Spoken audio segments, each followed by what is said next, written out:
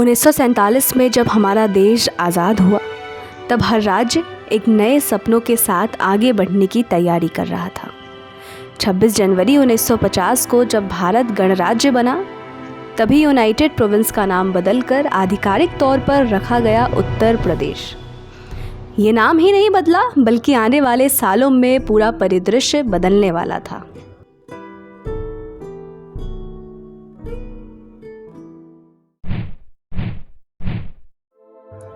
$1950 का वो दशक राजनीति का दशक माना जाता था। यहाँ से देश को कई बड़े नेता मिले। पंडित गोविंद बल्लभ पंत जो उत्तर प्रदेश के पहले मुख्यमंत्री बने और बाद में भारत के गृह मंत्री भी बने।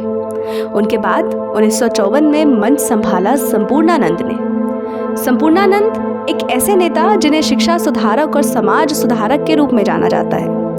1957 के चुनाव में कांग्रेस पार्टी ने फिर जीत दर्ज की। राजनीति के इस दौर ने उत्तर प्रदेश को भारतीय लोकतंत्र का धड़कता हुआ दिल बना दिया। लेकिन कहते हैं ना कि असली क्रांति तो गांव की मिट्टी से शुरू होती है। बात अगर उत्तर प्रदेश की भूमि सुधार और सामाजिक बदलाव की करें तो 1952 में जमींदारी प्रथा खत्म कर दी गई। सदियों से चले आ रहे जमींदार और किसान के बीच का जो फासला था वो अब मिटने लगा।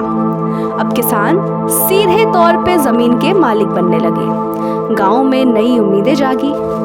हालांकि जातिगत असमानताएं जो थी वो अभी भी मौजूद थी, लेकिन सामाजिक न्याय की आवाज अब धीरे धीरे बुलंद होने लगी। अब आती है बारी उत्तर प्रदेश के शिक्षा और संस्कृति की। संपूर्णानंद के दौर की खासियत थी शिक्षा। विश्वविद्यालयों का विस्तार हुआ, नए कॉलेज खुले, गांव-गांव में बच्चे पढ़ाई की ओर बढ़े। हिंदी को बढ़ावा मिला और साहित्य ने नए आयाम छुए।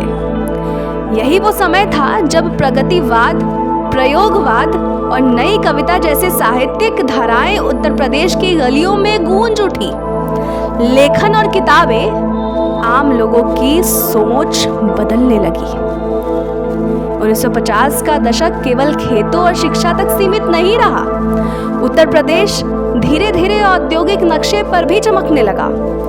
कानपुर, वाराणसी, बरेली जैसे शहरों में उद्योग का जाल बिछने शुरू हो गए। चीनी मिलें, वस्त्र उद्योग और सिंचाई परियोजनाओं ने किसानों की जिंदगी बदलनी शुरू कर दी।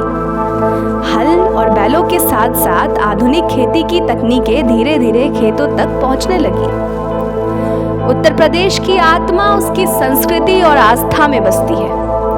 काशी, प्रयागराज, मथुरा, अयोध्या, इन धार्मिक नगरों का महत्व और बढ़ गया। 1954 का प्रयागराज महाकुंभ इतिहास में दर्ज हो गया। कहते हैं उस कुंभ मेले में करोड़ों श्रद्धालुओं की भीड़ उमड़ी थी।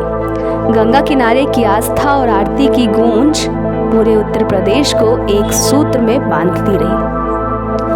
तो ये था 1950 से 1960 का दशक। एक ऐसा दौर जब उत्तर प्रदेश ने राजनीति में स्थिरता पाई, गांव में जमींदारी की जंजीरें टूटी, शिक्षा और साहित्य ने नई उड़ान भरी, कारखानों की चिमनियों से विकास का धुआं उठा और गंगा के किनारे आस्था ने करोड़ों दिलों को जोड़ा। ये दशक सिर्फ इतिहास की किताब का हिस्सा नहीं बल्कि आने वाले समय की नींव था। उत्तर प्रदेश ने जिस तरह 1950 के दशक में खुद को गढ़ा, वही रूप आने वाले कई दशकों तक देश की राजनीति और समाज में दिखाई देती है।